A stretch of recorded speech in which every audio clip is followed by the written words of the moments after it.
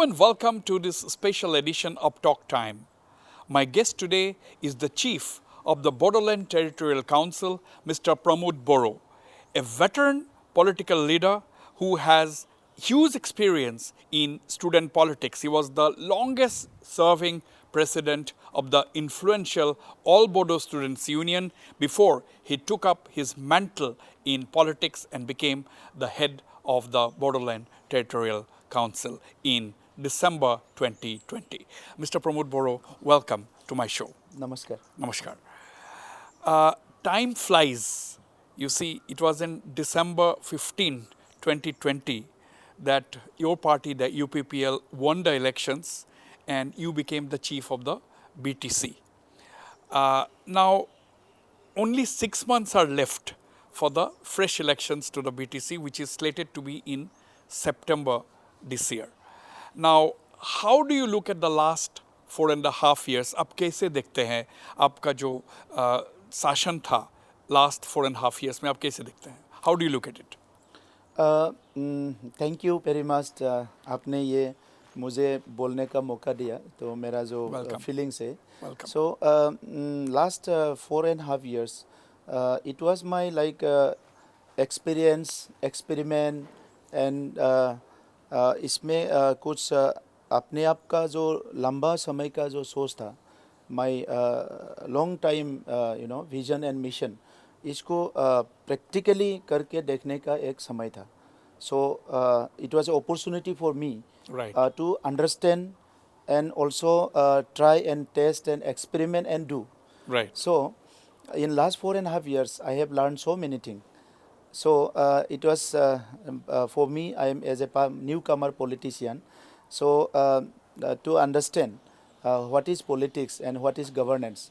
तो ये best practice मेरा सारे साल में रहा. Right. और इसमें मुझे बहुत ज़्यादा प्रॉब्लम नहीं हुआ क्योंकि एक साइड में मैं सोशल वर्क में काफ़ी समय से था. So I had little understanding on governance also. Right. And politics and politicians mindset. इसलिए मैंने आपको वेटरन पॉलिटिकल लीडर कहा क्योंकि आपने पॉलिटिक्स में आने से पहले भी आप परिचित थे. You were aware of what politics was. Not exactly veteran तो नहीं था लेकिन एक स्टूडेंट था मैं पॉलिटिक्स का. Not political science but politics का. सो उस टाइम में मेरा सोच था कि जब पॉलिटिक्स शुरू करूँगा को ऐसा कुछ लोग के साथ शुरू करना पड़ेगा जहाँ मुझे ज़्यादा प्रॉब्लम ना हो.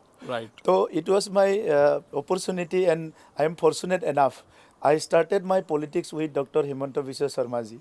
So he has long experience and he is not a normal politician. He is a dynamic leader and very fast thinking people and think tank also. So he is Right. a statesman also.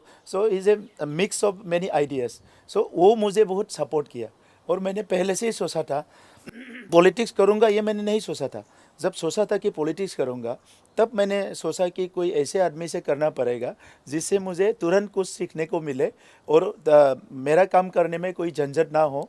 तो ऐसे ही एक परिस्थिति सोचा था. आप क्या doctor Himanta Biswa Sharma को आपके पॉलिटिकल मेंटर मानते हैं? Is he your political mentor? कह सकता है क्या? Yes definitely. क्योंकि मेरा 2020 से पहले जो एक अंडरस्टैंडिंग एंड एक मेरा एजम्पशन था कि पॉलिटिक्स ऐसा होता है ऐसा होता है ऐसा होता है और मेरा एक्सपीरियंस अच्छा नहीं था. So that why that time I was very negative क्योंकि पॉलिटिशियंस को जब मिलने जाते थे कोई मंत्री हो कोई हो को हमारा जो मुद्दा होता था इशू होता था उसमें वो लोग इतना सीरियस नहीं था. They are very casual. और जिस इशू को कोई एक section of people they are facing a lot उनके लिए बहुत प्रॉब्लम है. तो जब कोई पॉलिटिकल लीडर के साथ बात करने जाता है तो उसको बहुत कैजुअली करते हैं जो डॉक्टर हिमंत बिस्वा शर्मा जी नहीं करते हैं. तो इसीलिए उस समय पे असम का जो तरुण गोगोई जी का जो टाइम था उसमें बीटीआर एकॉर्ड करने में जो मैक्सिमम रोल प्ले किया वो doctor Himanta Biswa Sarma ji from political side. Right. तो उसमें एक मेरा अंडरस्टैंडिंग हो गया. दूसरा जो है असम का हेल्थ सेक्टर में इंफ्रास्ट्रक्चर सेक्टर में, बाकी सेक्टर में, प्लानिंग में वो बहुत ज़्यादा टाइम रहा, तो प्लानिंग में वो जो काम किया वो सारा उनका एक्सपेरिमेंट जो है वो हम लोग के लिए कॉपी पेस्ट जैसा था. अच्छा So that's why. जी So he's a mentor, he is leader, and he is a ideal person for people like Right. me, Right. जो पॉलिटिक्स को मतलब जो काम करना चाहते हैं, जो काम नहीं करना चाहते उसके लिए शायद नहीं है. Absolutely, absolutely. Now after you took over in December 2020, आपका most important task जो था वो था जो हिस्टोरिक बोडो अकॉर्ड जो सक्रित किया गया था, जो साइन किया गया था जनवरी 2020 में, उसको इम्प्लीमेंट करना. नाउ हाल ही में जब union home minister Amit Shah Kokrajhar में आए थे, he said that 82% of the Bodo Accord of 2020 has already been implemented. सिर्फ 18% बाकी है, and he said that he will complete it, implementation will be completed in the 2 years time. Now आपका क्या कहना है? Are you satisfied that what according to you are the most important clauses of the Bodo Accord that has already been implemented and people are getting the benefit? ये कौन सा है? देखिए, Bodo accord 2020 जो था तो वो थर्ड बोडो एकॉर्ड था, और उसमें सबसे जो बड़ा मुद्दा था वो एनडीबी. जो एनडीबी ऑलमोस्ट 30 ईयर से आर्म्स लेके मूवमेंट कर रहे थे, तो उनको मेन स्ट्रीम करना था. तो बाकी जो बोडो का एस्पिरेशंस है, किसी भी समुदाय का एस्पिरेशंस है, वो इसका कोई लिमिट नहीं है. तो बोडो का टारगेट या बोडो का मिशन था कि सेपरेट मतलब असम से सेपरेट होना है, या तो यूनियन टेरिटोरी होना है, कुछ भी मतलब अलग. वो जो डिमांड था वो डिमांड को लेके 30-40 ईयर से काम कर रहा था, आंदोलन चल रहा था. वो लोग कुछ मूवमेंट कर रहे थे, लेकिन 2020 में सबसे प्रायोरिटी था कि एनडीबी को मेन स्ट्रीम होना है. और एनडीए भी सिर्फ एक नहीं, सारा फैक्शन को, 4 सेक्शन हो गया था. फैक्शंस को. तो वो लोग म्यांमार में एक सेक्शन था, डिजिग्नेटेड कैंप में एक सेक्शन था, और उस समय जो था कि धीरे धीरे कोई भी आर्म्स मूवमेंट बहुत ज़्यादा टाइम होता है, इसका एक पॉजिटिव और नेगेटिव साइड भी आता है. तो मेरा डर था कि किनको, क्योंकि इनके पास हथियार था, कल कोई उनके बीच में झगड़ा कराएगा, फिर कोई उसका दूसरा मोड़ लेगा. इससे पहले ही इसको मतलब एक फिनिशिंग में लेके आना है. तो उसको लेके वी वर ओरिड, क्योंकि मैं भी बोडो आदमी हूँ, तो बोडो समाज को अच्छा हो, बोडो समाज में कोई प्रॉब्लम हो उसका हल निकले, वो मेरा कंसर्न था. तो वो एक प्रायोरिटी था. और दूसरा जो है बीटीआर एकॉर्ड और बीएससी एकॉर्ड में जो नहीं हुआ था, जो 6 शेड्यूल काउंसिल को जो पावर मिलना था, तो वो जो नहीं हुआ था उसको करना है. और इनमें से एक तो है ऑगमेंटेशन ऑफ द एरिया, वो एक मुद्दा था. कार्बी आंगलोंग का बोडो लोगों को फिर से एसटी हिल्स के लिए हमने इसमें दोहराया ये एकॉर्ड में. तो ऐसा करके कुछ इम्पोर्टेंट वहाँ था. और सारी बोरोकोसारी काउंसिल करके एक मांग कर रहा था, उसका भी उसी एकॉर्ड से इसको सेटल करना है. क्योंकि काफ़ी साल से होगा बोल के वो काउंसिल में नहीं हो रहा था. तो ऐसा कुल मिला के हमने एक पैकेज बनाया. और उसके साथ ही बोडोलैंड में जो फैट्रिसाइडल किलिंग हुआ था 2008, 9, 10, वो हम लोग को बहुत दुख दिया था कि उसमें ना गवर्नमेंट कुछ कर पाया, ना किसी ने कुछ कर पाया. We lost more than 140 people, our brothers, and it was a cold blooded murder. वो कोई 2 एनकाउंटर हुआ था ऐसा नहीं था, कि ये कोल्ड ब्लडेड मर्डर था, बोडोलैंड में हुआ, और दैट वाज फैट्रिसाइडल किलिंग. सो ये सारा चीज़ों को लेके आर्म्स को रिमूव करना, आर्म्स फ्री करना सोसाइटी को, वो सबसे हमारा फोकस था. So that's why we sign the accord. और फॉर्चुनेटली भारत सरकार में नरेंद्र मोदी जी, अमित शाह जी सरकार संभाला, तो दे वेर वेरी पॉजिटिव. फिर से उस टाइम पे doctor Himanta Biswa Sharma ji chief minister नहीं था, but his past experience BTC accord करना, तो उसको मैं खुद जाके अकेले में मिला डॉक्टर हिमंत बिश्व शर्मा जी को. 2 बार 3 बार मैंने रिक्वेस्ट किया. तो फर्स्ट टाइम वो इतना ये नहीं किया था, लेकिन मैंने उनको बहुत रिक्वेस्ट किया, तो उनने भी समझा ये बातों को, और वो समझता भी है. तो इसलिए उन्होंने इसका सीरियसली लिया और काम आगे बढ़ा. तो कुल मिला के तो वो एकॉर्ड था कि उस समय का या अभी का समय का जो प्रॉब्लम को ऑर्गेनाइज करके सॉल्व करना, उस लेवल पे लेके आना. बात का एस्पिरेशंस का बात देखा जाएगा, लेकिन उस समय का ये समय का कॉल था, इसको करना है. तो इसीलिए इसका जो एकॉर्ड इम्प्लीमेंटेशन है, एकॉर्ड का जो आपका क्लोजेस है, उसमें बहुत सारे चीज़ें लाया गया, जैसे कि सेंट्रल यूनिवर्सिटी, एनआईटी, जो इंस्टीट्यूशन हम लोग को चाहिए जो नहीं है यहाँ। दूसरा जो है मेन स्ट्रीम में आना है, मेन स्ट्रीम में आने वाले लोगों को रिहेबिलिट करना है। ऑलमोस्ट 99% रिहेबिलिट हो चुका है। तो ऐसा कुछ प्रावधान है, वो बहुत जल्दी हो चुका है। बाकी जो है वो थोड़ा टाइम टेकिंग है, जी। उसके लिए हम लोग को भी हारी होना ठीक नहीं है। Right. Now, आपने कहा, you said that this was the third Bodo Accord. The Bodo Accord of January 2020 was the third Bodo Accord. The ABSU, All Bodo Students Union, तब आप ABSU के president थे. You were the president of ABSU at that time.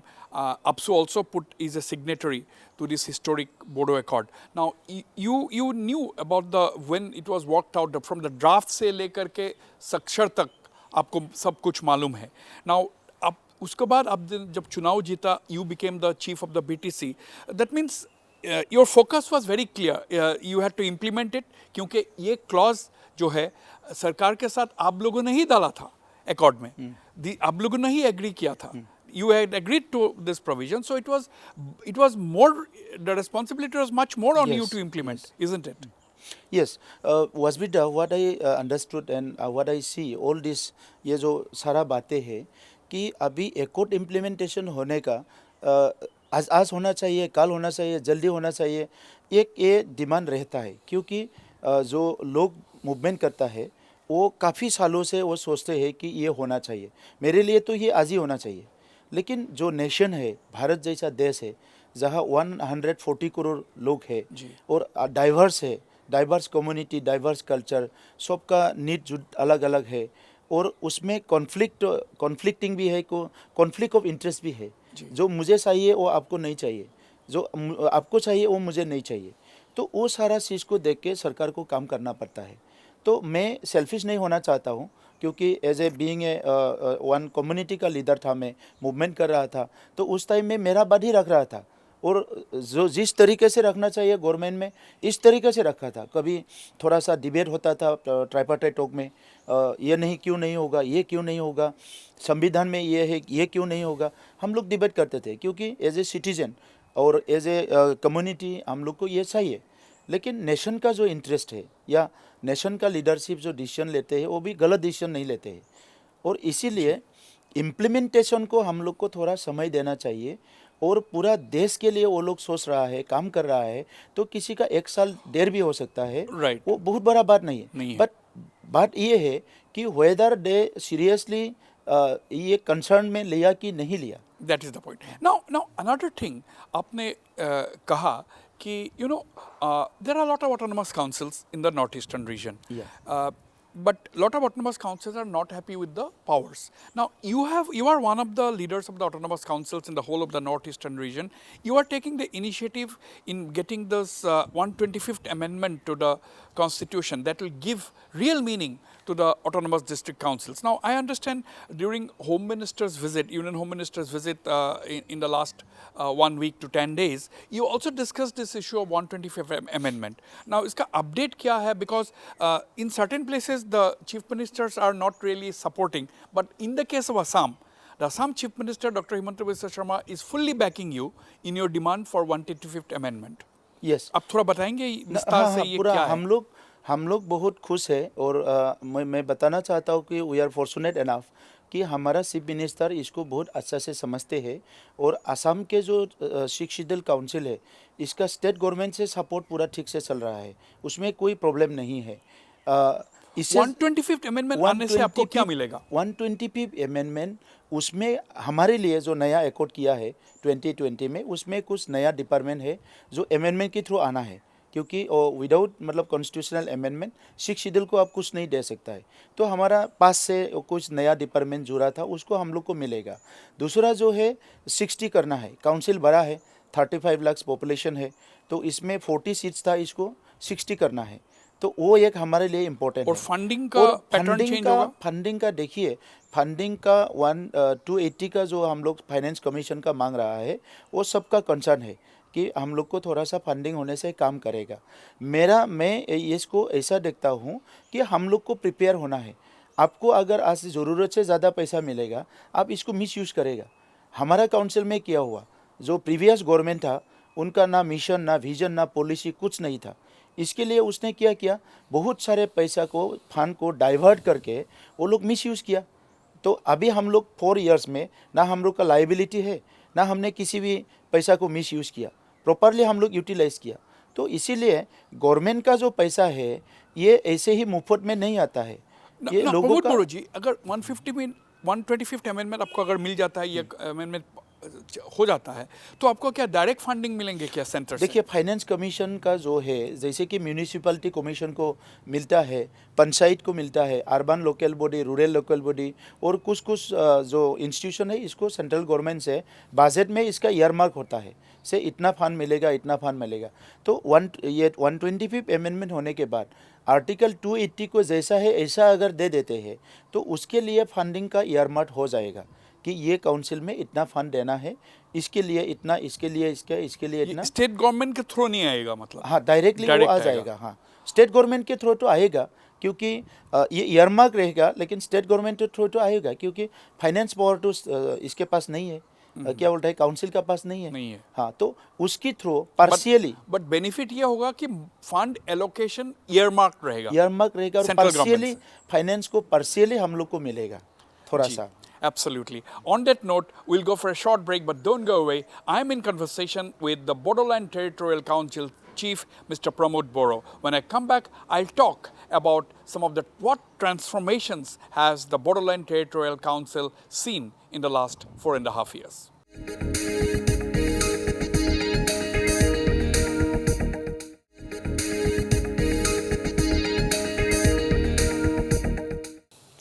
Welcome back. I am in conversation with BTC Chief Mr. Pramod Boro. Mr. Pramod Boro, what are some of the major transformations that has taken place in the BTR region? When we say BTR region, we are obviously talking about the 4 districts. What are some of the major transformations that have taken place in the last almost 5 years of your tenure? The basic thing is the mindset of the people. So before our government, 2020, when the previous leadership were, running the council, and so many incidents were happening one after another. That time, the entire people of the BTR region, वो लोग मतलब fear साइकोसिस में चला गया था, सब fear morning to evening, और पूरा होपलेस एक सिचुएशन था कि कोई होप नहीं लेते थे कि काल क्या करेगा, काल परसों क्या करेगा।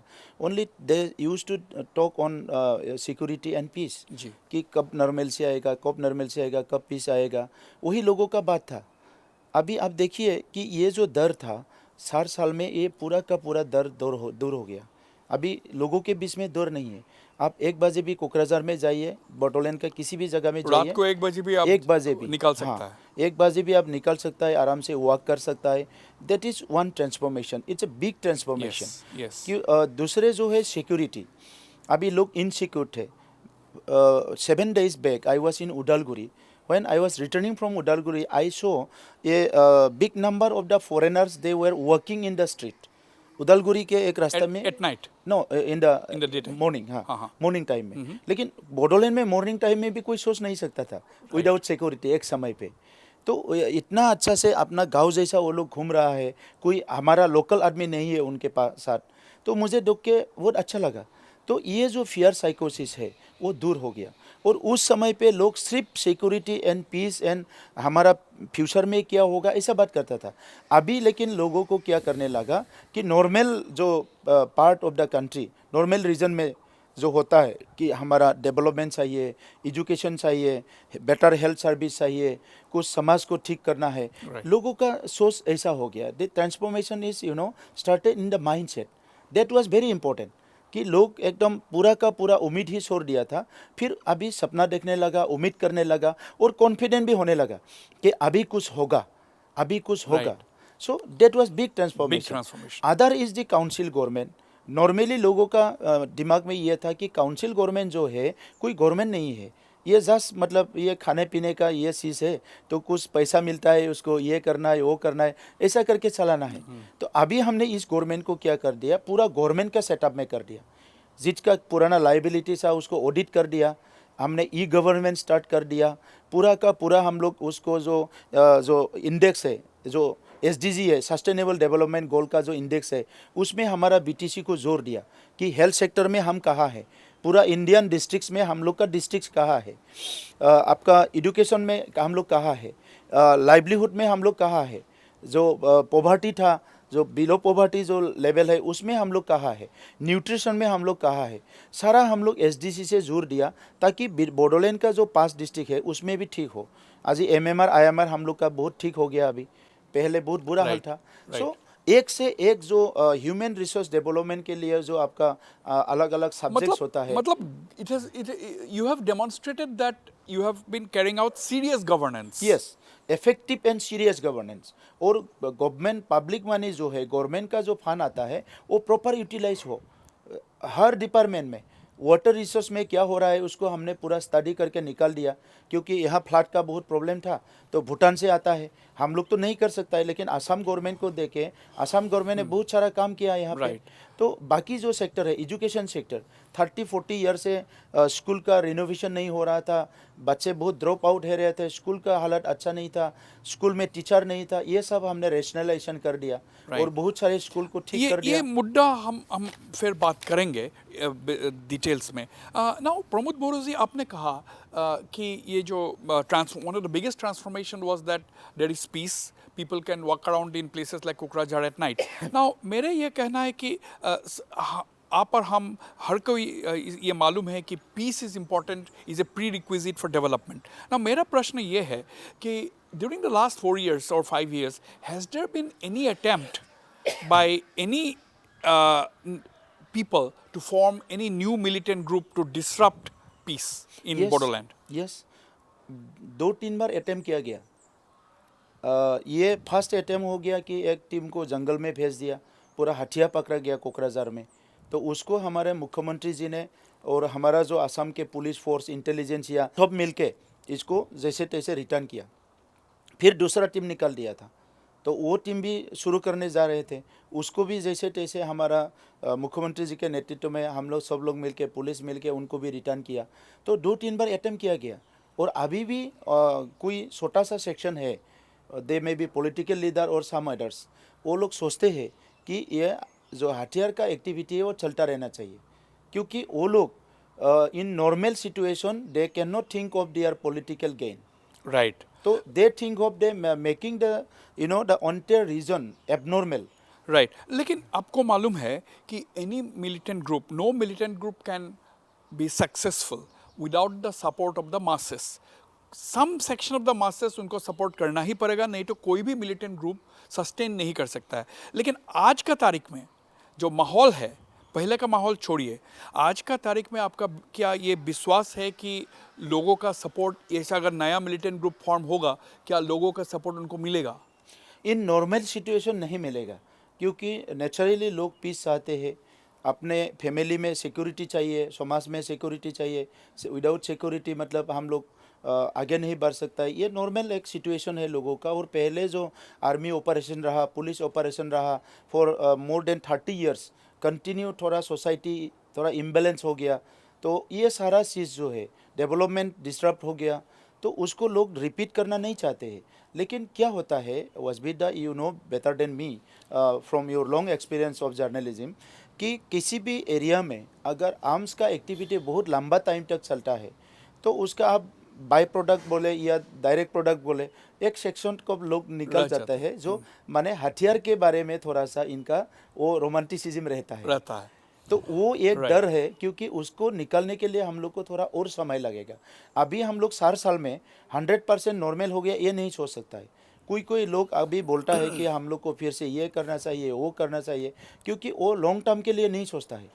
अभी आप देखिए, जहाँ जहाँ हथियार का एक्टिविटी हो रहा है वहाँ डेवलपमेंट नहीं हो रहा है। मैं नाम लेना नहीं चाहूँगा, हमारा हिल स्टेट्स में जहाँ जहाँ पे अभी हथियार लेने वाला ग्रुप्स है, वहाँ का डेवलपमेंट देखिए और यहाँ का डेवलपमेंट आप देखिए। नाउ नॉर्थ ईस्ट में कई सारा ऑटोनोमस काउंसिल्स है। देखा जाता है कि कोई काउंसिल, उनका रिलेशंस स्टेट गवर्नमेंट से बिल्कुल not a very comfortable relationship. खराब है तो मैं नहीं बोलूँगा, लेकिन कंफर्टेबल रिलेशनशिप नहीं है। लेकिन ये देखा जाता है कि बीटीआर एडमिनिस्ट्रेशन है आपका नेतृत्व में और असम सरकार डॉक्टर हिमंत बिस्वा शर्मा के लीडरशिप में ये देखा जाता है कि बीटीआर और असम गवर्नमेंट एक क्लोज कोऑर्डिनेशन में काम कर रहा है। देखिए, गवर्नमेंट बोल के ना, मुझे जो जहाँ तक अंडरस्टैंडिंग है, असम गवर्नमेंट में भी गवर्नमेंट बोल के खुद का कोई एजेंडा नहीं है। हिमंत बिस्वा शर्मा जी के असम के 3.5 करोड़ लोगों को लेके उनका एजेंडा है। मेरा भी कोई एजेंडा अपना नहीं है। गवर्नमेंट बोल के बीटीसी में मेरा पर्सनल एजेंडा कुछ भी नहीं है। जो एजेंडा है वो 35 लोग पॉपुलेशन के लिए है। तो हमारा हिमंत बिस्वा शर्मा जी का जो सोच है, उससे हम लोग का सोच को पूरा मिला के हम लोग काम कर रहे हैं और इसलिए कोई टकराव नहीं है। टकराव नहीं है। और हिमंत बिस्वा शर्मा जी का सोच में हमारे खिलाफ कुछ नहीं है। उस एक समय था जहाँ पे बोडो और असमीज के रिलेशन अच्छा नहीं था। एक समय था कम्युनिटी लाइन पे अंडरस्टैंडिंग बहुत बेटर नहीं था, कि कहीं ना कहीं थोड़ा सा कॉन्फ्लिक्टिंग था। लेकिन अभी का समय में हम लोग देश के इंटरेस्ट में, नेशनल इंटरेस्ट में, स्टेट का इंटरेस्ट में, बोडोलैंड का इंटरेस्ट में और यहाँ के रहने वाले लोगों के इंटरेस्ट में हिमंत बिस्वा शर्मा जी ने असम को one of the developed state बनाने के लिए जो योजना बनाई है, जो स्कीम्स बनाई है, प्रोग्राम्स बनाए हैं, उसी प्रोग्राम को लेके हम लोग भी बीटीसी में उसका फ़ायदा कैसे लो, उसका उस दिशा में आप लोग काम उस दिशा में कैसे now, करें। now another thing I want to ask you, Mr. Pramod Boro ji, you know, party, if it go into the party, governance is one thing, party politics is another. Now, your party, that is the UPPL, and ruling party in Assam, that is the BJP. As an alliance partner, आपका क्या experience रहा है? The relationship between UPPL and the BJP. You are an alliance partner, of course. क्या understanding, क्या आप क्या कहेंगे? दो आदमी के बीच में ही बहुत डिफरेंस होता है। Your feeling and my feeling, your understanding my understanding, Yes. Your psychology and my psychology. Absolutely. So definitely it will in the party level also, कि वो तो होगा, नेचुरली होगा।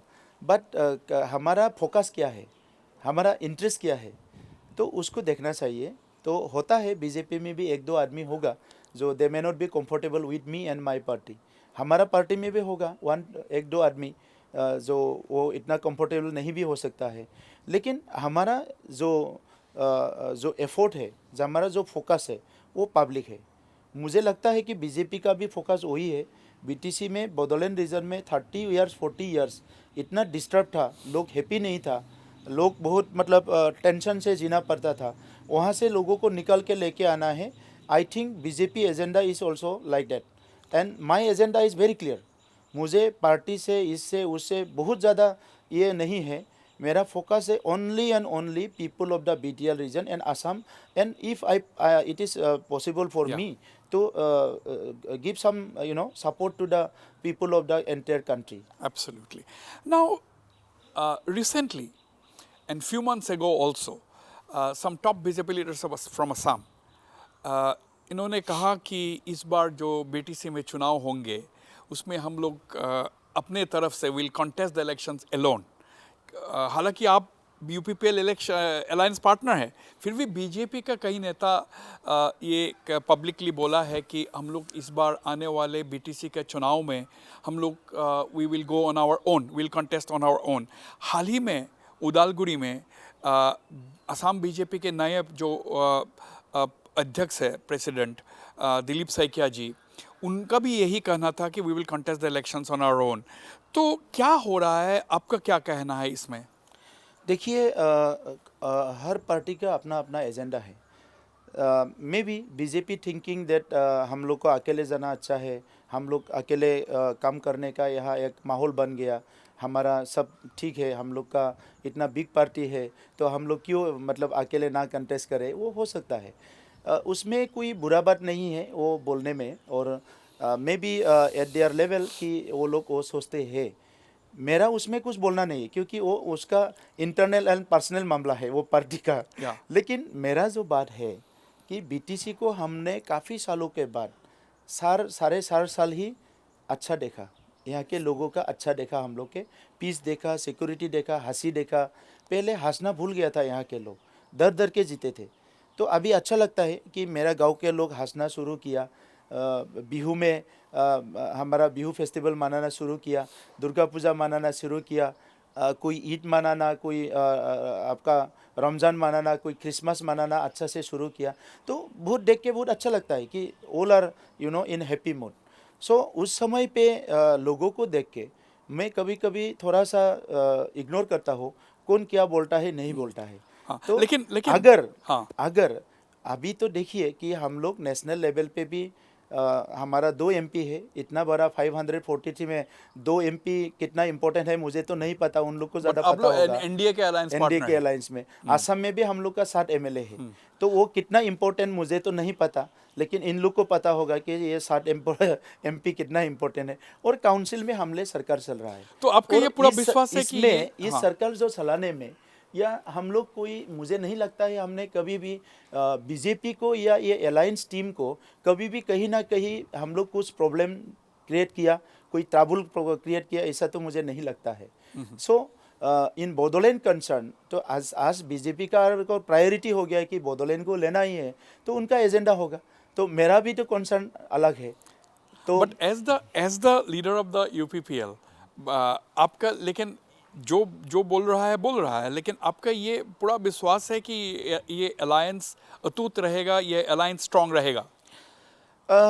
ये बोलना ठीक नहीं होगा क्या होगा, लेकिन मुझे उम्मीद है कि जो मैंने 4 साल में प्रधानमंत्री जी का जो सोच देखा, कभी कभी हम लोग एनडीए मीटिंग में भी मिला, गृह मंत्री जी का सोच मैंने जो देखा और नेशनल लीडरशिप का सोच मैंने जो देखा, तो उसमें कहीं नहीं देखा कि कोई छोटा छोटा पार्टी हो या कोई रीजनल पार्टी हो उसको इग्नोर किया जाए और उसको प्रेशर दिया जाए, ऐसा मैंने नहीं नहीं देखा। देखा ना। लेकिन स्टेट लेवल पे कभी कभी मुझे थोड़ा लगा कि कोई कोई जो है वो उनका कोई इंटरनल या हिडन एजेंडा भी हो सकता है, या कोई हम लोग को प्रेशर डालने के लिए भी बोल सकता है कि इन लोग को थोड़ा सा प्रेशर में रखना चाहिए, ऐसा भी हो सकता है। तो कोई ना कोई तो बोलता रहता है। लेकिन आप भी तो तैयार हो रहे हैं, क्योंकि आपने हाल ही में ये भी कहा कि बोडोलैंड टेरिटोरियल काउंसिल में 40 कॉन्स्टिट्यूंसी है और लगभग 3,200 3,200 वोट बूथ।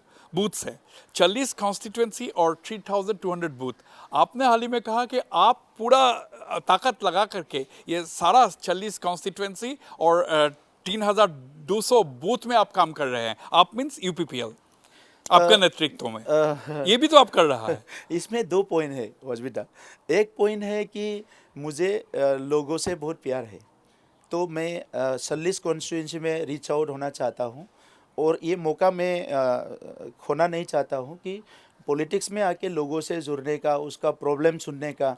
क्योंकि जब मैं एप्सू में था तब लोग मुझे प्रॉब्लम नहीं बताते थे, तो अभी पॉलिटिक्स में आया तो मुझे प्रॉब्लम बताते हैं। तो मुझे सब लोगों से 40 कॉन्स्टिट्यूंसी में मिलना है, बात करना है, वो एक अपॉर्चुनिटी में ले रहा हो, उसमें पॉलिटिक्स भी हो रहा है।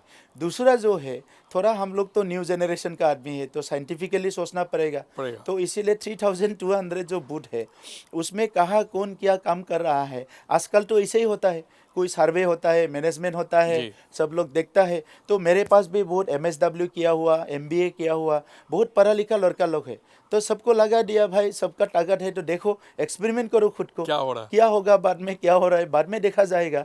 लेकिन लोगों से जोड़ो, काम करो, अच्छे से काम करो। और एक ये क्या है, एक ट्राई एंड टेस्ट, एक एक्सपेरिमेंट है।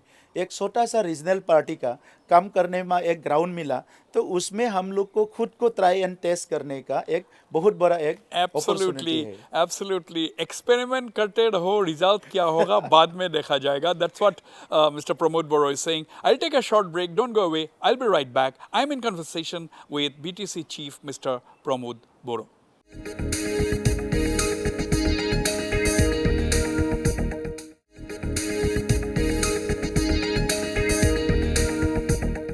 Welcome back. I am still in conversation with BTC Chief Mr. Pramod Boro.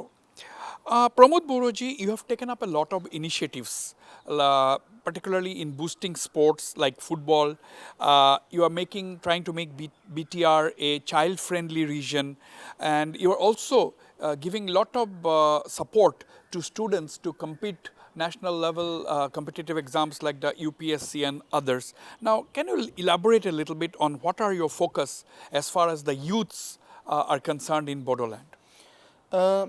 ये बोडोलैंड जो रीजन है ये हमारे जो मेन कैपिटल जो गुवाहाटी दिसपुर है उससे ज़्यादा दूर नहीं है और ये कोई आइसोलेटेड एरिया भी नहीं है, ये प्लेन है, नॉट ए हिल्स एरिया और isolated area. So it is a plain area and very well connected to our capital, state capital. लेकिन उसके बाद भी जब यहाँ पे मूवमेंट चल रहा था ऑलमोस्ट 30 to 40 ईयर्स, इसमें बहुत कुछ हो नहीं रहा था.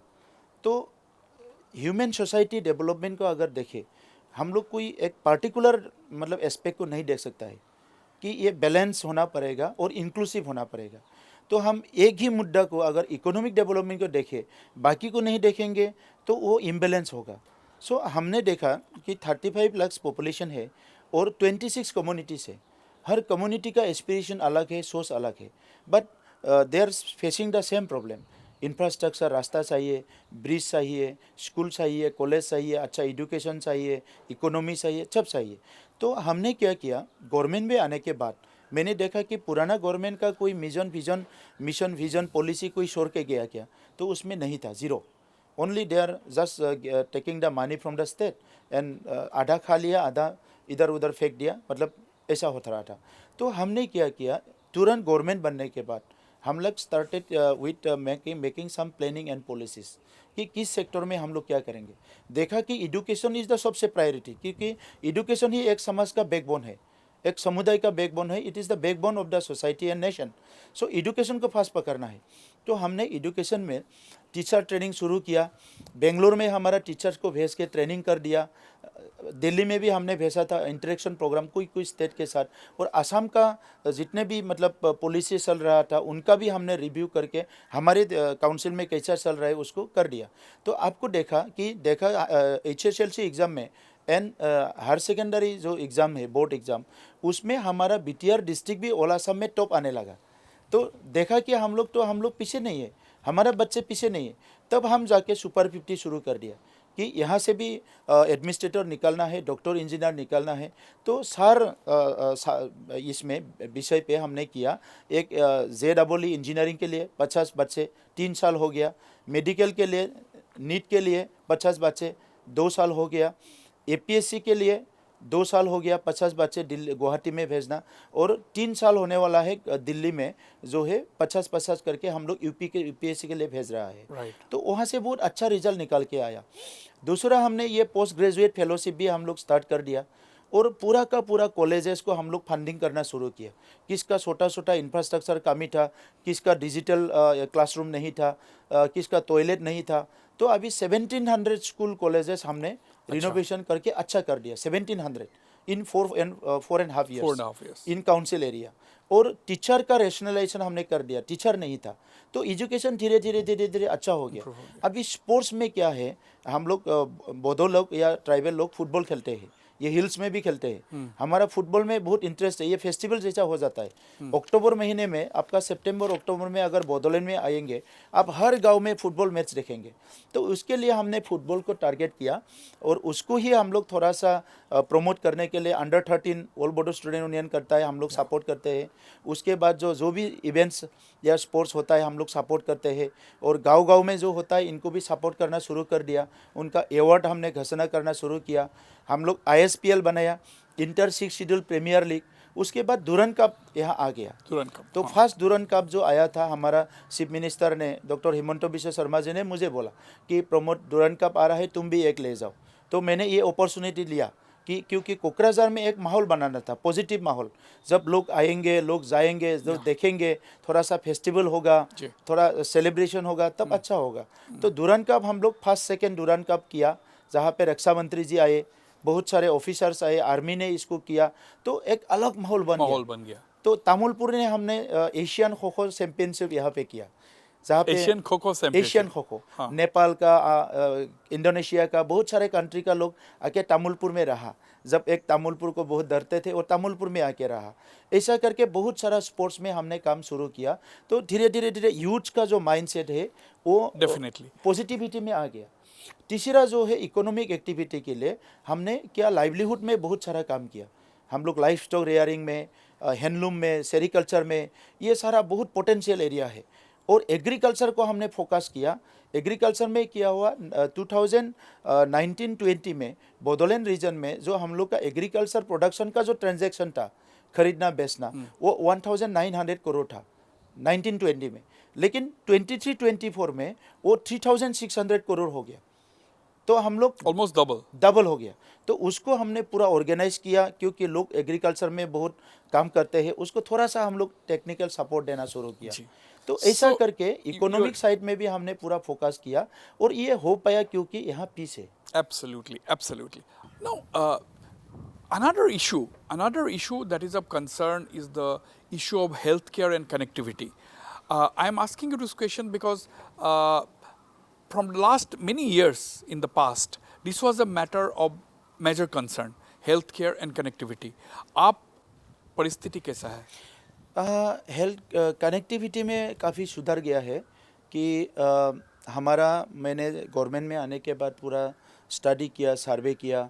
हम लोग को ऑलमोस्ट 4800 करोड़ का ज़रूरत था रास्ता बनाने के लिए, और हंड्रेड्स ऑफ किलोमीटर्स ऑफ रास्ता, मतलब सड़क बनाया नहीं गया था, और ब्रिज नहीं था बहुत सारे जगह पे। तो ये 4 साल में अभी ऑलमोस्ट 1800 किलोमीटर रोड्स बीटीसी में बन गया है। और उसमें बहुत ज़्यादा मैं धन्यवाद देना चाहूँगा असम के चीफ मिनिस्टर जी को। जब हमारा नया गवर्नमेंट आया तो मुख्यमंत्री जी ने वहाँ गया था कोकराझार में, और मैं उस टाइम हम लोग से बात किया था।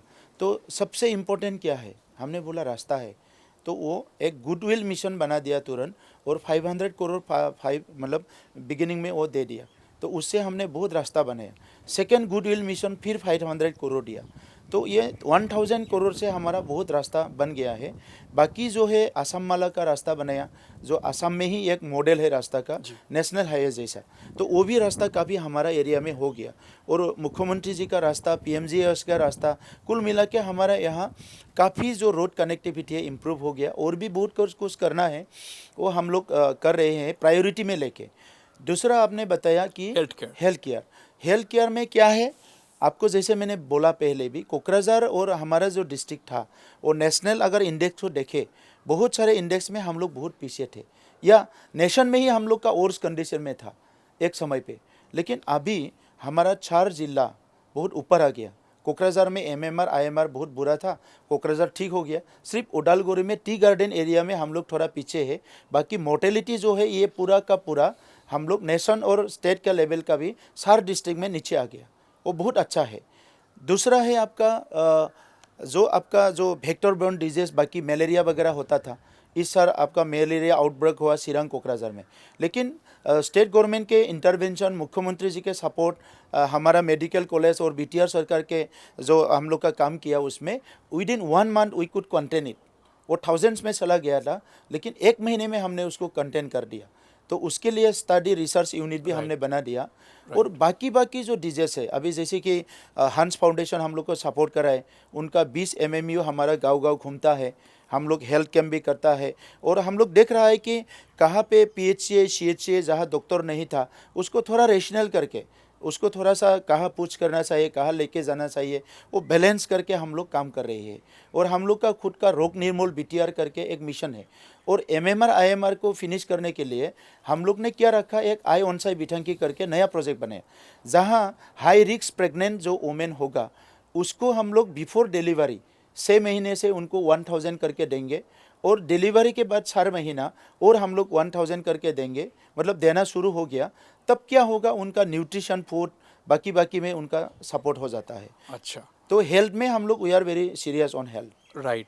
नाउ अनदर थिंग, नाउ जब अकॉर्ड हुआ जनवरी 2020 में, lot of militant cadres they have come overground and joined the mainstream.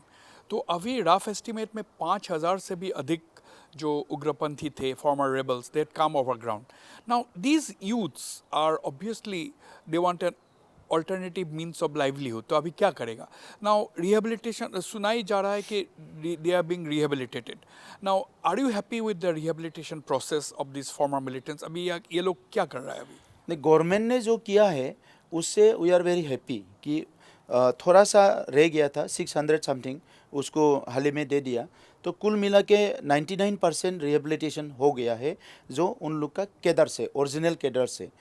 बाकी नेक्स्ट क्वेश्चन जो आपने पूछा है कि इनका जो लाइवलीहुड वगैरह में क्या होगा, पहले का मैंने देखा कि पहले 2003 में जो एकआउट हुआ था और उसके पहले जो हुआ था, ये सारे जो उस टाइम का वॉलेंटियर्स थे या हमारा अंडरग्राउंड कैडर्स थे उस टाइम का, उन लोग का खूब अच्छे से उनका जो रिहेबिलिटेशन या उसका काम नहीं हुआ रहा था, तो वो लोग बहुत तकलीफ में जीना पड़ा।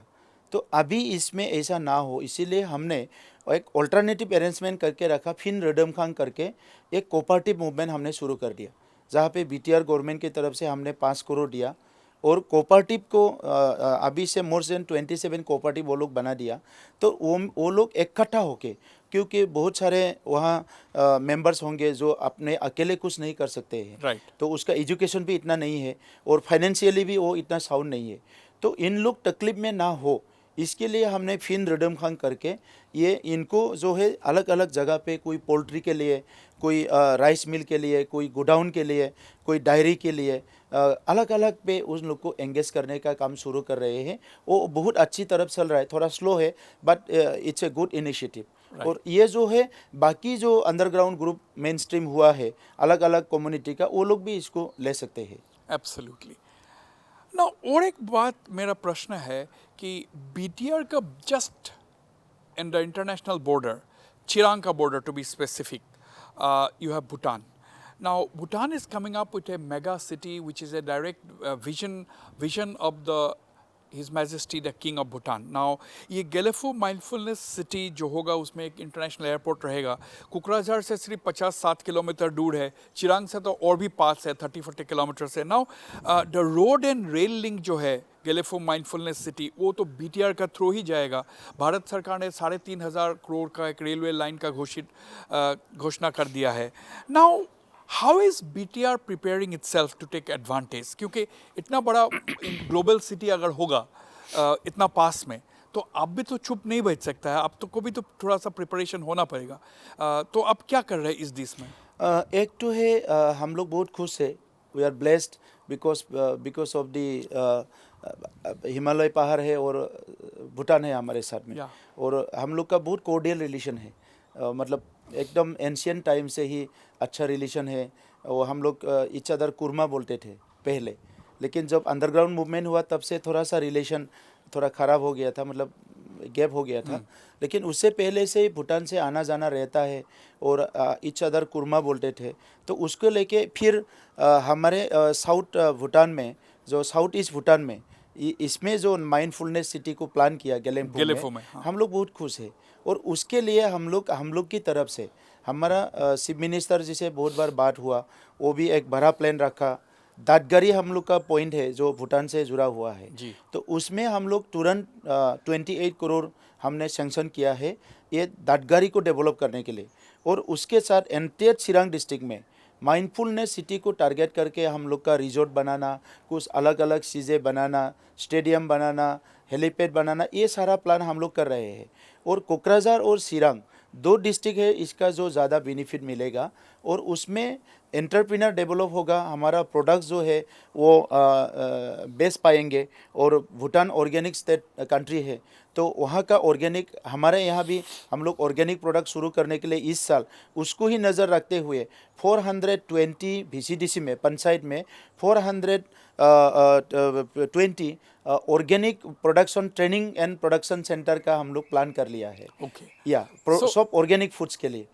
बाकी जो है हैंडलूम सेक्टर में हम लोग का एरी का जो क्लॉथ्स है वो भूटान में वो लोग इज्जत से इसको लेते हैं। तो एरी का जो प्रोडक्शन है वो ऑल इंडिया में हमारा ही सबसे ज़्यादा है। इसको प्रोसेसिंग करके इंटरनेशनल मार्केट में कैसे लेके जाएंगे, ये सारा चीज़ हमने प्लान कर लिया। और भूटान भी नॉन वेज है, वो लोग पोर्क खाते हैं। हमारे यहाँ पिग मिशन है और हम लोग डेनमार्क से उसको थोड़ा सा उनका नो हाउ, उसका टेक्नोलॉजी हम लोग जुड़ रहे हैं। तो वो सारा चीज़ें जो है हम लोग माइंडफुल सिटी को टारगेट करके लोकल में टूरिज्म, इकोनॉमी सब में हम लोग प्लानिंग करना शुरू किया, लेकिन without the discussion and idea exchange and support and guidance of the chief minister वो होगा नहीं। तो उस लेवल पे हमने करके रखा है और मुख्यमंत्री जी से बात करके वो उसको हम लोग आगे लेके जाएंगे। Absolutely. I'll go for another short break. Don't go away. I'm still in conversation with BTC Chief, Mr. Pramod Boro.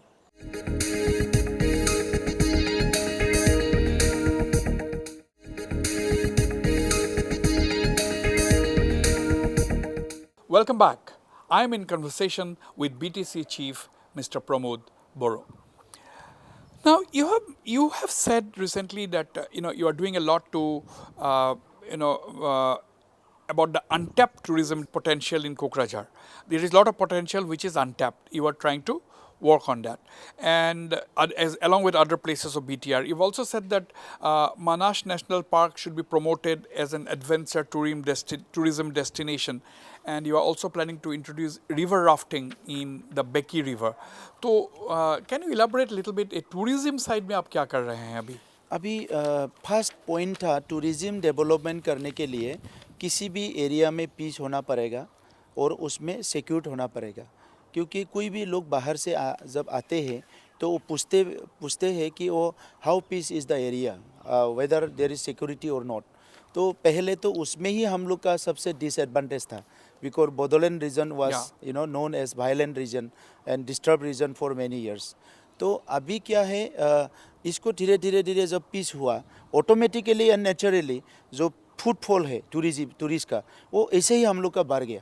तो अभी हम लोग टारगेट कर रहे हैं ये नेशनल और इंटरनेशनल टूरिस्ट के लिए 3 अदर प्लेसेस में हम लोग का रिवर राफ्टिंग बहुत अच्छा से हो सकता है। एक बोगामाटी में जो हम लोग का बोर्नेडी रिवर है, दूसरा अब बेकी रिवर में मानास में, और तीसरा संकोस में। वो 3 इंटरनेशनल स्टैंडर्ड रिवर राफ्टिंग के लिए हम लोग प्लान कर रहे हैं, वो इस साल में ही शुरू हो जाएगा। कोकराझार में एक हम लोग का पैराग्लाइडिंग सेंटर है, काफ़ी सालों से वो चल रहा है, लेकिन इसको थोड़ा सा बड़ा करके वो एवरी ईयर एक नेशनल इवेंट बना के इंटरनेशनल लेवल नेशनल इवेंट बनाने के लिए हमने ग्राउंड प्रिपरेशन कर रहा है, वो पैराग्लाइडिंग को भी। और सोठा जो है कोकराझार में एक बाउखुंगरी फेस्टिवल होता है। अच्छा। वो हम लोग का जो रिचुअल या आपका क्या बोले बिहू से जुड़ा हुआ है। बिहू के फर्स्ट दिन में हमारे वहाँ लोग मानते हैं ये जो पर्वत है होली ये हिल, उसमें ट्रैकिंग करने से लोगों का आने वाले साल में अच्छा होता है, कोई बीमार नहीं होता है। तो लाखों लोग जाके वहाँ ट्रैकिंग करने चला जाते हैं। और इसमें नीचे जो है इसमें मंदिर है, हमारा बाठो रिलीजन का थानसाली है, शिव भक्त के लिए मंदिर है। ये सारा चीज़ों को लेके हम लोग जो है स्वदेश दर्शन से भी वहाँ पे फंड देने के लिए वो लोग हम लोग को अप्रूवल दे रहा है, और हमारी सरकार की तरफ से भी काउंसिल से भी बाउखुंगरी को भी हम लोग बड़ा करने के लिए सोच रहे हैं। तो ऐसा करके भैरवकुंड में भी पूरा पहले फेस्टिवल होता था, लेकिन उस टाइम में थोड़ा सा ये गैम्बलिंग बहुत ज़्यादा होता था, तो हम लोग उसको बंद करके रखा था, उसको भी हम लोग शुरू करने जा रहे हैं। अच्छा। और काफ़ी कुछ आपका प्लान है। यस, और जो ये आपका जो रूरल एरिया में जो रूरल टूरिस्ट आता है, जो हैंडलूम देखने के लिए, एग्रीकल्चर देखने के लिए, उनके लिए भी जो है होम स्टे का डेवलप बहुत सारा जो होम स्टे हमारे यहाँ पे हो रहा है। अच्छा। तो कुल मिला के टूरिज्म में बहुत पॉजिटिव और कुछ अच्छा काम हम लोग कर रहे हैं। नाउ अभी जो हाल ही में एडवांटेज असम 2.0 हुआ, हम we have seen that investment proposals worth 5 lakh crore rupees were signed. Now, out of this, can you tell us which are some of the investors willing to invest and operate from BTR? BTR area से ही operate करने वाला किस type का company interest दिखा रहा है अभी आप देखिए, पहले तो हम लोग का बहुत सारे NGOs हम लोग के साथ काम कर रहे थे, नॉट कंपनीज, बट कंपनी भी आया था, आके चला जाता है, क्योंकि कोई आके सोचता है कि ये अभी भी it is not in that position कि वो लोग रेडी नहीं है। तो वो लोग बहुत पॉजिटिव नेगेटिव सोचते थे। एडवांटेज असम होने के बाद ये माहौल पूरा चेंज हो गया है कि असम के आने वाले समय में जो नया इकोनॉमिक रेवोल्यूशन या इकोनॉमिक डेवलपमेंट के लिए जो नया रोड मैप बनाया है मुख्यमंत्री जी ने, और एडवांटेज असम हो जाने के बाद ये पूरा पलट गया है, वो उल्टा हो गया। तो अभी का क्या हुआ यहाँ पे, बोडोलैंड में भी बहुत लोग आने लगे हैं, और हाल ही में मुख्यमंत्री जी ने बोला कि यहाँ पे जो थर्मल प्रोजेक्ट का एक बड़ा इंडस्ट्री वहाँ आने वाले हैं, उसके लिए हम लोग ज़मीन तैयार कर लिया। और एग्रो सेक्टर में बहुत सारे टीम आए हैं हमारे वहाँ एग्रो प्रोडक्ट के लिए, जैसे कि जिंजर प्रोडक्शन के लिए, टर्मरिक प्रोडक्शन के लिए, और अलग अलग क्या प्रोडक्शन कर सकते हैं। बेम्बो के लिए टीम आए हैं, क्योंकि बोडोलैंड में पूरा बेम्बो होता है और बेम्बो आजकल इथेनॉल भी करते हैं और अलग अलग पर्पस में भी बेम्बो को यूज़ करते हैं। तो बेम्बो के लिए आया है। हैंडलूम एंड सेरिकल्चर के लिए आया है। हैंडलूम में एक टीम ने 100 करोड़ का भी प्रपोजल किया है। मंत्री जी ने, उर्खाउगरा ब्रह्म जी ने मुझे बताया कि बक्सा में एक उसको करने जा रहा है, एक अच्छा बड़ा सा जो है हैंडलूम का एक यूनिट लगाने जा रहा है। तो ऐसा करके, और मतलब फूड प्रोडक्ट में भी बहुत प्रोसेसिंग के लिए आ रहा है, क्योंकि बोडोलैंड का जो रास्ता है 31 national highway, it's comes through the Bodoland, entire north east को जो जुड़ता है। तो वहाँ पे लोग देख रहा है कि ये रास्ता के दोनों साइड में अगर कहीं ज़मीन मिल जाए और वहाँ पे इन्वेस्ट करे तो वो it will be easy, connectivity का इजी हो जाएगा। ट्रेन कनेक्टिविटी भी इजी है, रोड कनेक्टिविटी भी इजी है, और वहाँ पे पोर्ट हो रहा है जो आपका जोगीघोपा में। तो वो सारा देख के बोडोलैंड में लोग आ रहा है। लेकिन हम लोग की तरफ से ही हम लोग थोड़ा धीरे धीरे इसको देख रहा है, क्योंकि हम लोग कहाँ पे तैयार होगा उसका रोड मैप हम लोग कर रहे हैं। और we were interested in the non polluted industries. Absolutely. Now last 2-3 सवाल है लास्ट। मैं ये सवाल आपको चुनाव के बारे में करूँगा। आपका चुनाव एजेंडा क्या होगा? क्या आपका जो इलेक्टोरेट है, वोटर्स है, उनको आप क्या कहेंगे जब आप दोबारा आपको जिताने के लिए जब आप उनसे अपील करेंगे, तो आप क्या कहेंगे? देखिए, मैं यहाँ पे मेरा जन्म हुआ, यहाँ पे बड़ा हुआ, और अभी बोडोलैंड के लोगों के लिए सस्टेनेबल पीस ये सबसे बड़ा मुद्दा है। जब पीस आ जाता है तो लोग भूल जाता है, लेकिन फिर से झगड़ा हो जाता है। मैंने खूब डीपली स्टडी किया ये कॉन्फ्लिक्ट को, कि अगर किसी भी रीजन में 100 साल 200 साल पीस था, वहाँ किसी भी कारण को लेके झगड़ा हो जाता है। और जब एक बार कॉन्फ्लिक्ट हो जाता है, लोग डिस्प्लेस हो जाता है। और एक बार अगर कोई फैमिली डिस्प्लेस हो गया, आने वाले बहुत साल के लिए वो फैमिली फिर से सेटल होने में, फिर से स्टेबल होने में बहुत टाइम लगता है। ऐसे ही समाज में भी होता है। तो इसीलिए बोडोलैंड वासियों के लिए पहले हम लोग का सबसे इम्पोर्टेंट है sustaining the peace. So my agenda will be the peace, one of the most important agenda, because entire world में अभी लोग पीस को लेके डिस्कस करने लगा जी। क्योंकि आप देखिए कहीं में भी थोड़ा मिसअंडरस्टैंडिंग, गैप, कॉन्फ्लिक्ट होता रहता है।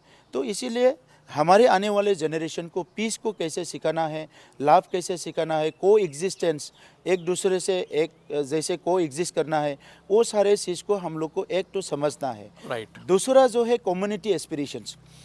इंडिया में जब 1950 में कॉन्स्टिट्यूशन बनाया, अप्रूव हुआ, उस टाइम से बहुत सारे जो समुदाय था, वो संविधान आने के बाद में हम लोग सब सिटीजन हो गया, हम लोग सब भोटर हो गया। लेकिन यहाँ पे मैंने देखा कि हर कम्युनिटी अपना अलग एस्पिरेशन है, अलग इनका एजेंडा है, मुद्दा है, अलग एक साइकोलॉजी है। तो उसको हम लोग बहुत समय से कनेक्ट कर नहीं पा रहा था। तो इसीलिए वो जो लोग हैं, वो लोग नाखुश थे कि कोई भी गवर्नमेंट आए, कुछ भी काम करे, उनका छोटा चीज़ होता है अपना कम्युनिटी वैल्यूज़। उसको प्रिजर्व करने के लिए हमने कम्युनिटी विजन डॉक्यूमेंट बनाया। आने वाले समय में मैंने ये सबको कम्युनिटी फंड बनाने के लिए जा रहा हूँ, कि छोटा कम्युनिटी भी अपना जो रीति रिवाज, कल्चर, आइडेंटिटी को लेके जीने का एक मौका मिले। Third is most important economic and education. इसको एक पैकेज बना के आगे ले जाने के लिए हम लोग सोच रहे हैं। 3 most important things that you said. Now, who do you regard as your main opposition? Is it the Bodoland People's Front, which ruled BTC, Bodo area for 17 years without a break? Is it the Congress? Is it the combination of other parties? Is it the BJP जिसने कहा कि हम चुनाव खुद लड़ेंगे? तो who is going to be your main opposition according to your assessment? I look it little differently. So I am not looking any opposition in the field. सब तो अपना अपना एजेंडा लेके काम कर रहे हैं। सो ओपोजिशन तो होगा ही, पर्सनल लाइफ में भी कोई मुझे अच्छा लगे ना लगे, आपको अच्छा लगे ना लगे, वो तो रहेगा ही। लेकिन इसको अगर दिमाग में रखेंगे आप कुछ नहीं कर पाएंगे। सो मैं बहुत ज़्यादा न्यूज़पेपर में भी एक दो आर्टिकल देखता हूँ, टीवी में भी एक दो स्पेसिफिक इसको देखता हूँ, और किताब भी मैं वही ऐसे ही पढ़ता हूँ। तो मैंने समाज को जो देखा, समझा, जाना, तो उसमें मुझे बहुत सारा सिचुएशन, बहुत सारा इसमें उलझाना नहीं है, इधर उधर भटकना नहीं है, अपना काम से अपना अपना ध्यान लगा काम से के है। आगे और बढ़ना है। ये मुझे ऊपर से तैयार करके भेजा है कि ओपोजिशन होने से भी नहीं होने से भी जितना करना है इतना तो मैं करूँगा ही, और डर डर के करने से अच्छा है सब forget everything and start Full focus. concentration on the work. That is a very good answer and a very good approach. My final question to you, Mr. Pramod Boro. Recently, and also in a multiple occasions, you said that Mr. Hagrama Mohilari, the former BTC chief and leader of the BPF, and his party are not relevant in today's BTR. क्या आप ये जो आपने कहा था, क्या अभी भी यही मानते हैं? Yes, his party political field में तो थोड़ा बहुत लोग तो इनका है, लेकिन आप गवर्नमेंट चलाने के बाद में अगर सोचेगा, so they are not relevant, because one party who doesn't have mission and vision and policy and agenda for the society, what is important of that party in any area, any state, any country, in any particular region? So BPF is a party where Hagrama Mohilari himself, being the high command of the party, once he said, my party is the opportunist, I will be with the ruling party. So he doesn't have any mission, vision, and philosophy for anything. So आप एक आदमी जिसका कोई agenda ही नहीं है, mission vision नहीं है, तो उससे एक समाज, एक एरिया, एक रीजन कैसे आगे बढ़ेगा? आज प्रधानमंत्री जी बोल रहा है विकसित भारत के लिए, मुख्यमंत्री जी बोल रहा है कि डेवलप आसाम के लिए, तो बीटीसी में एक पॉलिटिकल लीडर आएगा, वो बोलेगा मैं ओपोर्चुनिस्ट हूँ, जो पार्टी का सरकार आएगा उसके साथ मैं रहूँगा।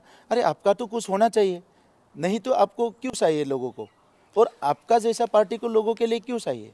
सिर्फ पैसा खर्चा करने के लिए तो एक पॉलिटिकल पार्टी नहीं होता है ना, एक एनजीओ, छोटा सा एनजीओ का भी एजेंडा होता है।